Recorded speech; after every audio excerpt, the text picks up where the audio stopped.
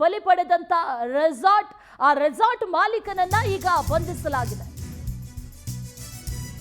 ಮೂವರು ಯುವತಿಯರು ರೆಸಾರ್ಟ್ಗೆ ತೆರಳಿದ್ರು. ವೀಕೆಂಡ್ ಇದ್ದಂತ ಹಿನ್ನೆಲೆಯಲ್ಲಿ ಈಜುಕೊಳದಲ್ಲಿ ಸಾವನ್ನಪ್ಪಿದ್ರು. ಈಗ ಆ ರೆಸಾರ್ಟ್ ಮಾಲೀಕನನ್ನ ಬಂಧಿಸಲಾಗಿದೆ. ಮಂಗಳೂರಿನ ಸಾಯಿರಾಮ್ ರೆಸಾರ್ಟ್ ಮಾಲೀಕ, ಮ್ಯಾನೇಜರ್ ಅರೆಸ್ಟ್ ಆಗಿದ್ದಾರೆ. ಮಾಲೀಕ ಮನೋಹರ್ ಪುತ್ರನ್ ಮತ್ತು ಮ್ಯಾನೇಜರ್ ಭರತ್ ಇಬ್ಬರು ಕೂಡ ಅರೆಸ್ಟ್ ಆಗಿದ್ದಾರೆ.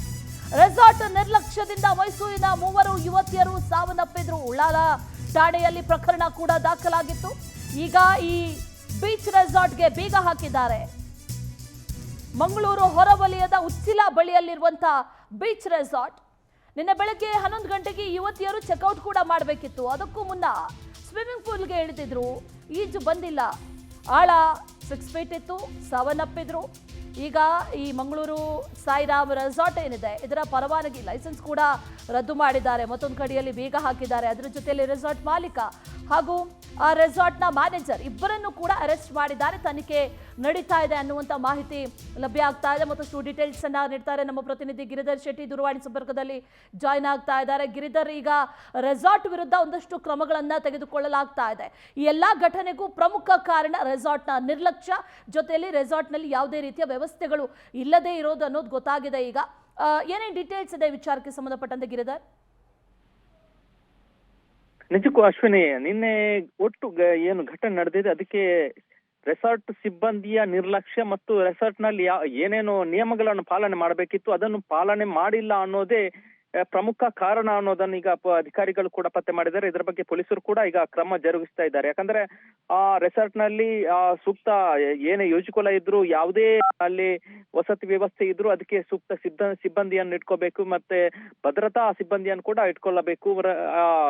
ಈಜುಕೊಳ ಇದ್ರು ಈಜುಕೊಳದಲ್ಲಿ ಲೈಫ್ ಗಾರ್ಡ್ ಅನ್ನು ಇಟ್ಕೊಳ್ಳಬೇಕಿತ್ತು. ಮತ್ತೆ ಅದು ಎಷ್ಟು ಡೀಪ್ ಇದೆ, ಎಷ್ಟು ಆಳ ಇದೆ ಅನ್ನೋದರ ಬಗ್ಗೆ ಮೆನ್ಷನ್ ಮಾಡಬೇಕಿತ್ತು.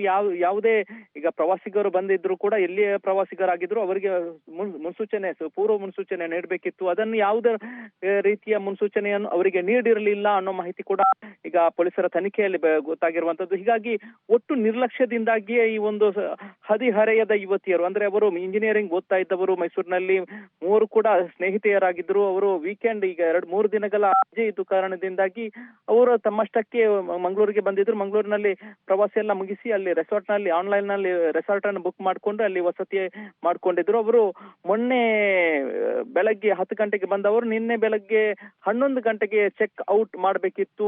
ಒಂದೇ ದಿನಕ್ಕೆ ಅವರು ಬುಕ್ ಮಾಡಿಕೊಂಡಿದ್ದದ್ದು. ಅವರು ಚೆಕ್ಔಟ್ ಮಾಡೋದು ಕೂಡ ಅದರ ಬಗ್ಗೆ ಮೊದಲೇ ಸುಳಿವನ್ನು ಕೂಡ ನೀಡಿದ್ರು. ಆದ್ರೆ ಅಷ್ಟರ ಒಳಗೆ ಅವರು ಬೆಳಗ್ಗೆ ನಾವು ಚೆಕ್ಔಟ್ ಮಾಡ್ಕೊಂಡು ಹೊರಗೆ ಹೋಗುವ ಮುನ್ನ ಒಂದು ಈಜುಕೊಳದಲ್ಲಿ ಹೋಗಿ ಬರೋಣ ಅನ್ನೋ ನೆಲೆಯಲ್ಲಿ ಅವರು ನೀರಿಗೆ ಇಳಿದಿದ್ರು ಅನ್ನೋದೀಗ ತನಿಖೆಯಲ್ಲಿ ಗೊತ್ತಾಗ್ತಾ ಇರುವಂತದ್ದು. ಒಟ್ಟು ಘಟನೆಯ ಚಿತ್ರಣ CCTVಯಲ್ಲಿ ಕೂಡ ಸೆರೆಯಾಗಿರುವಂತದ್ದು. ಅವರಿಗೆ ಈಜು ಬಾರದೇ ಇರುವ ಕಾರಣದಿಂದಾಗಿ ಅವರು ನೀರಿನಲ್ಲಿ ಮುಳುಗಿರುವುದು ಕೂಡ ಅದರಲ್ಲಿ ಸಾಬೀತಾಗಿದೆ. ಇದೀಗ ಅದಕ್ಕೆ ಸಂಬಂಧಿಸಿ ಅವರ ರೆಸಾರ್ಟ್ ಮಾಲೀಕ ಮನೋಹರ್ ಪುತ್ರನ್ ಮತ್ತು ಅದರ ಮ್ಯಾನೇಜರ್ ಭರತ್ ಅವರನ್ನು ಪೊಲೀಸರು ಅರೆಸ್ಟ್ ಮಾಡಿದ್ದಾರೆ. Okay Giridhar, thank you ಡೀಟೇಲ್ಸ್ಗೆ.